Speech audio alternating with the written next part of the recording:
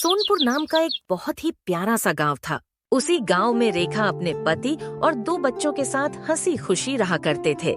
रेखा का पति खेतों में काम करके अपने परिवार का पेट पालता था। एक दिन अचानक मोहन की तबीयत ज्यादा ही खराब हो गई। गांव में अच्छा इलाज न होने की वजह से मोहन की तबीयत और खराब होती गई और मोहन की मृत्यु हो जाती है।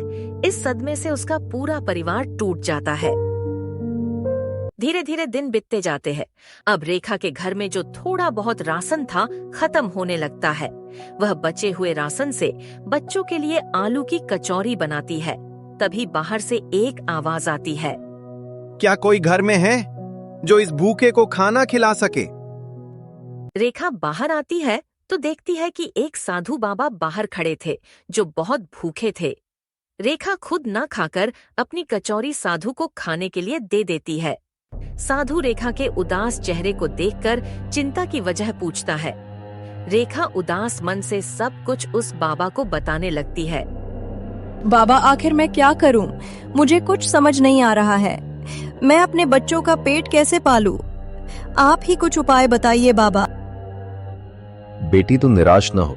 तुम्हारी कचौरी बहुत ही स्वादिष्ट है। मैं तुमसे प्रसन्न हुआ। मैं तुम्हें कुछ देता हूँ जो तुम अपने कचौरियों में मिलाकर उसे बेचो। इससे तुम्हारी आमदनी अच्छी होगी और तुम अपना बाकी का जीवन अच्छे से काट सकती हो। साधु रेखा को एक मसाले की पोटली देता है और कहता है कि ये कभी खाली नहीं होगा और तुम्हारी कचौरी जैसा स्वाद और कहीं नहीं मिलेगा। रेखा को साधु का उपाय बहुत अच्छा लगा। वह साधु द्वारा दिए गए मसाले को चेक करना चाहती थी। उसने मसाले को जैसे ही खाने में डाला वह चौंक गई। इतनी शानदार खुशबू का उसे पहले कभी एहसास नहीं हुआ था। खाने की महक पूरे कमरे में फैल गई थी। माँ, क्या हमारे घर और भी लोग खाने आएंगे जो आप इतना खाना बना रही हो? हाँ बेटी, अब हमारा बनाया हुआ खाना और भी लोग खाएंगे और इसके बदले हमें पैसे मिलेंगे। क्योंकि बेटा, अब हमारा एक छोटा सा कचौरी का ठेला होगा।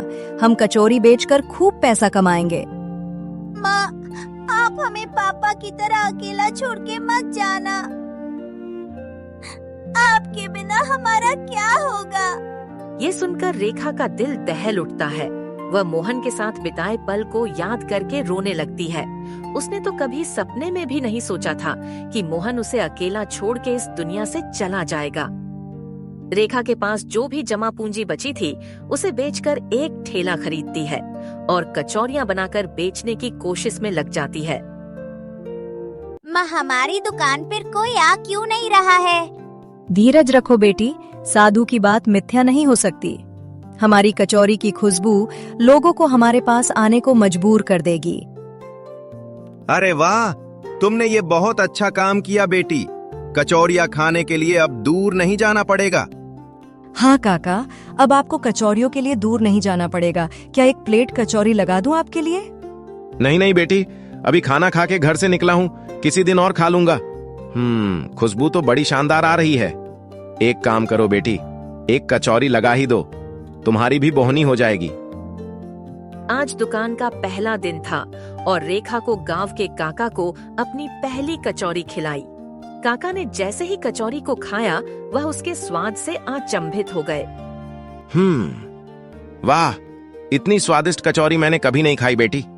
एक काम करो, 10 कचौरियां घर के लिए भी दे दो, बच्चों को भी खिलाऊंगा। रेखा बहुत खुश थी।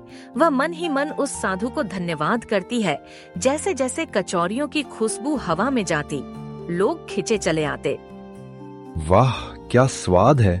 भाभी, आपकी कचौरियों का तो जवाब नहीं। मैं तो कहता हूँ आप बाजार में दुकान लगाइए, खूब बिक्री होगी। शाम हो जाती है और रेखा की सारी कचौरियां बिक जाती है। रेखा खुशी खुशी घर चल देती है। घर पहुंचकर वह कल के लिए कचौरियां बनाने में लग जाती है और मन ही मन सोचती है, अगर मैं बाजार में अपनी दुकान लगाऊं तो वहां लोग भी ज्यादा आएंगे और दुकान भी अच्छी चलेगी। रेखा की मेहनत और लगन से दुकान खूब चलने लगी। रेखा ने ग्राहकों के लिए अब कुर्सियां भी लगा दिया। धीरे धीरे रेखा की कचौरी की चर्चा पूरे बाजार में होने लगी। उसी बाजार में एक बहुत पुरानी सेठ की कचौरी की दुकान थी। राजू, तुझे कितनी बार कहा है कि दुकान में खाली मत बैठा कर। पगार के दिन तो बड़ा हाथ चलता है तेरा।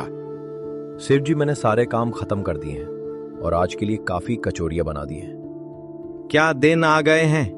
एक समय था जब मेरी दुकान पर भीड़ लगी रहती थी और आज देखो यहाँ बैठ के मक्खियां मार रहा हूँ। अरे लाला सेठ, आइए आइए। राजू, एक प्लेट गर्मा गर्म कचौरी लगा दे तो। नहीं नहीं सेठ, बुरा मत मानना, आज मैं आपकी कचौरियां नहीं खा सकता। सुना है बाजार में रेखा की कचौरियां बड़ी स्वादिष्ट हैं। आज तो नाश्ता वहीं पर करूंगा।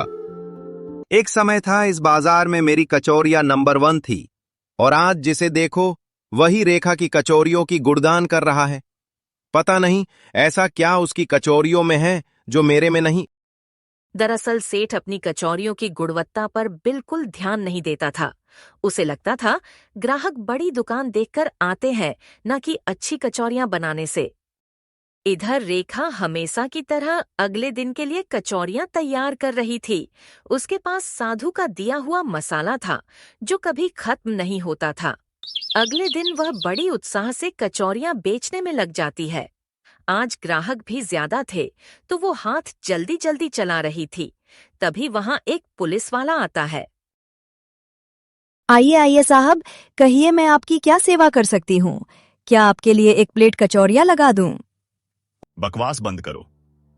पहले ये बताओ, तुमने किससे पूछ के यहाँ ठेला लगाया है? क्या तुम्हारे पास इसका लाइसेंस है? ये सब यहाँ नहीं चलेगा।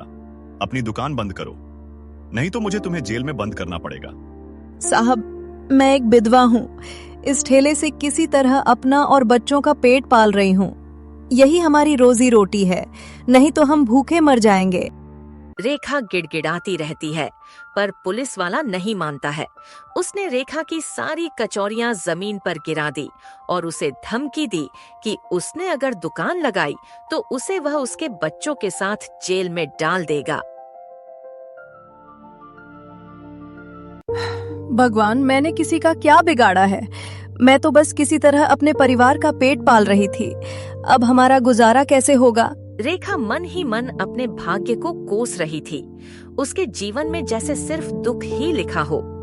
पहले तो उसे इस हालात में मोहन अकेला छोड़ गया और अब उसकी दुकान भी नहीं रही। वह रोती रहती है। तभी अचानक रेखा को किसी की पुकारने की आवाज सुनाई देती है। वह बाहर जाकर देखती है तो वही साधु बाहर खड़े होते हैं जिन्होंने उसे मसाले की पुड़िया दी थी। रेखा साधु को भूखा जानकर उनके लिए कचौरियां बनाकर लाती है और साधु को अपनी आप बीती सुनाने लगती है।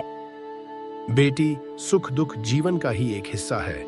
ये संसार एक माया नगरी है। यहाँ कुछ भी स्थायी नहीं रहता और परिवर्तन तो संसार का नियम है। तुम्हें इससे घबराना नहीं चाहिए, बल्कि इसका सामना करना चाहिए। फिर भी मैं तुम्हें इस कठिन घड़ी से निकलने का एक उपाय बताता हूँ। साधु रेखा को एक तरकीब बताने लगते हैं। रेखा बड़े ध्यान से उनकी बातें सुनती है और फिर साधु का धन्यवाद करती है। अरे दरोगा साहब, आइए आइए, कहिए क्या खातिरदारी करूं आपकी? भाई, आपने तो आज दिल खुश कर दिया।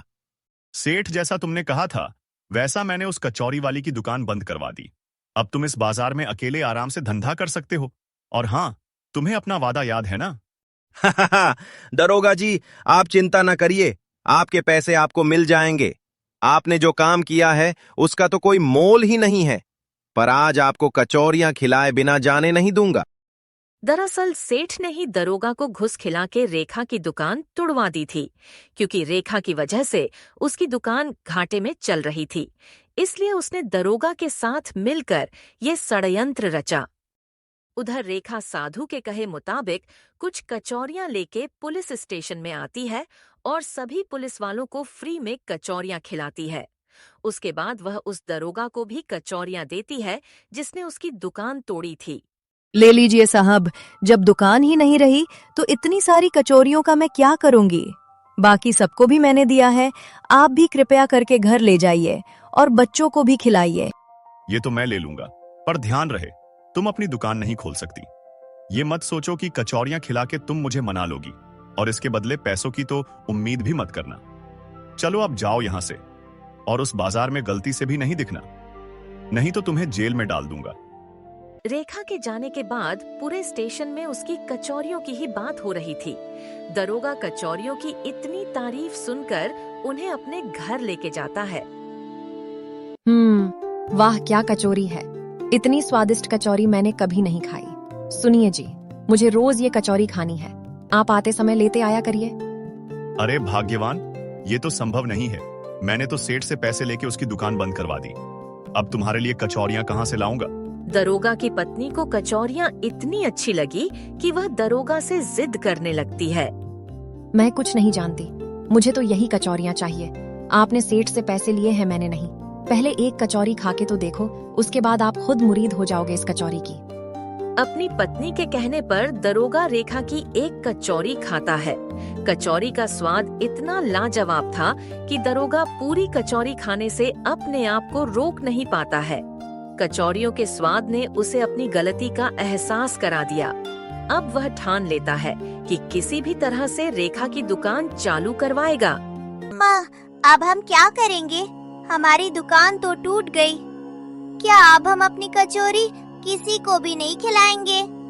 भगवान पर भरोसा रखो बेटा, सब अच्छा होगा। जिसने खाने के लिए पेट दिया है वह भोजन भी देगा। बस सही समय का इंतजार करो। तभी रेखा को कोई बाहर से आवाज लगाता है। वह बाहर जाकर देखती है तो वही पुलिस वाला खड़ा था। रेखा बहन, मुझे माफ कर दो। तुम्हारी कचौरियां बहुत स्वादिष्ट है। मुझसे बहुत बड़ी गलती हो गई। मैंने तुम जैसी गरीब और असहाय को बहुत परेशान किया है। मुझे इसका पश्चाताप है। साहब, आपने मुझे बहन कहा और माफी भी मांग रहे हैं। एक भाई अपनी बहन के सामने हाथ जोड़े, ये शोभा नहीं देती। तो ठीक है बहन, तो तुम्हें भी अपने इस भाई की एक शर्त माननी पड़ेगी। मेरी बाजार में एक पुरानी दुकान है। मैं चाहता हूँ कि तुम उसमें अपनी कचौरियों की दुकान लगाओ और आज से वो दुकान तुम्हारी हुई। रेखा बहुत खुश थी। दरोगा ने उसे अपनी बहन स्वीकार लिया और अपनी दुकान भी उसे दे दी। और किस्मत का करिश्मा देखो, रेखा की दुकान बिल्कुल सेठ के सामने ही थी।